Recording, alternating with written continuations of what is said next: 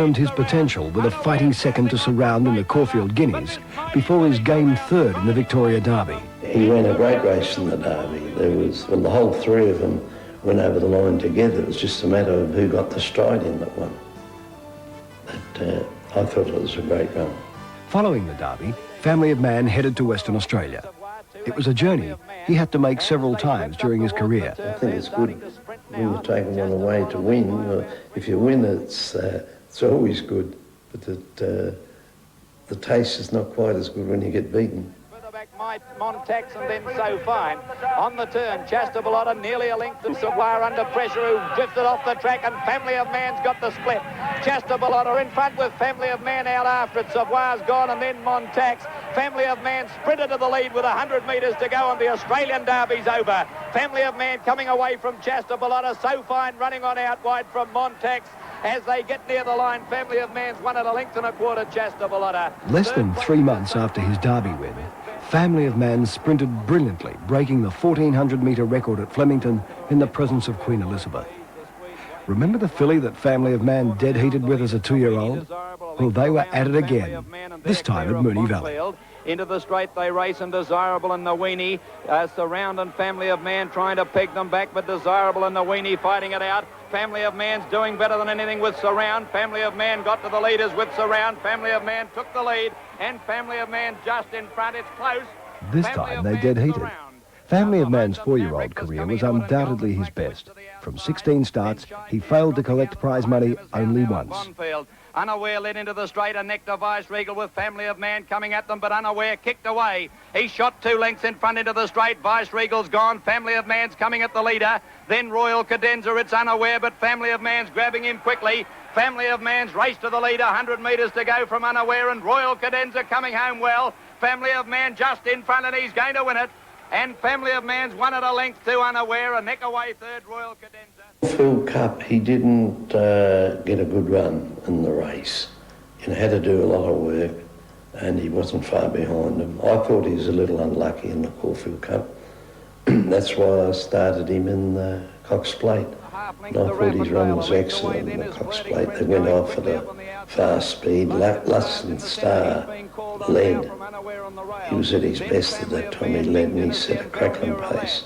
Vice Regal has been joined by Luskin Star at the 600. Raffendale's being hard ridden. I think he's gone the grey.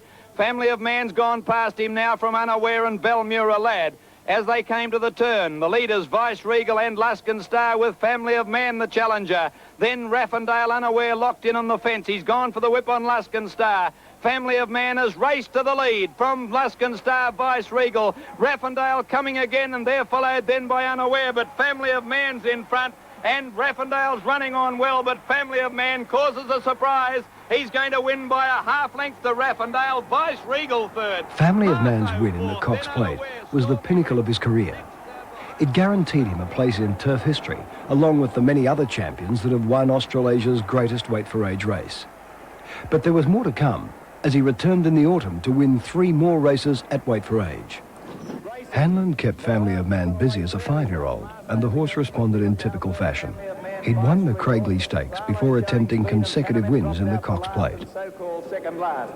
Down to the judge. Caraman's driving through on the rails with Lemur to join Halberg and Fralo 4 deep. Then Family of Man, Marceau the fence from Vice Regal, Salamander. They were followed by So-called commencing a run. Salamander is next, and then Panamin on the turn, and Prunella headed by Justice Steele with Caraman the centre. Family of Man 4 wide, and here's So-called pushing through. Lemure's well beaten. Caraman took the lead from Family of Man. So-called trying to get between them's blocked for room. Family of Man got to the front. So-called came at it from Caraman. So-called and Family of Man. So-called put his head in front, and So-called coming away with a Cox Plate. He's won at a length and a half. Close to the minors. Dead heat. Family of Man, Caraman.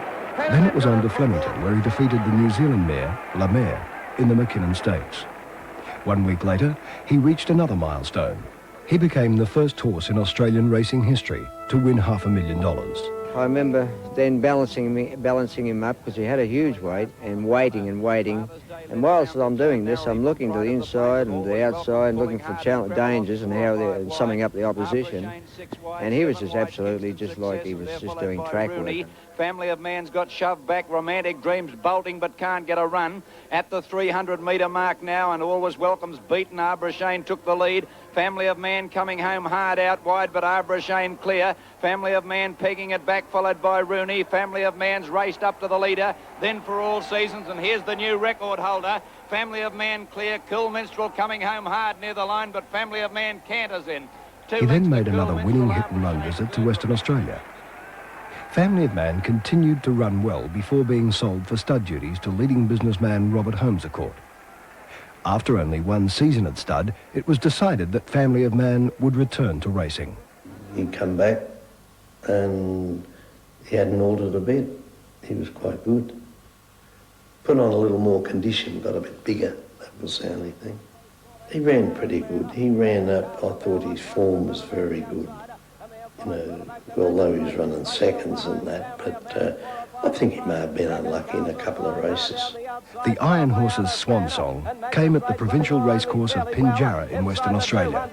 Fittingly, he went out a winner. This is his last race. Can he see it out? Brecon Castle is flooding home. Family of Man in front, close to home, and the grand old galloper has won. You beauty! Family of Man has won the Sunstead side from Brecon Castle.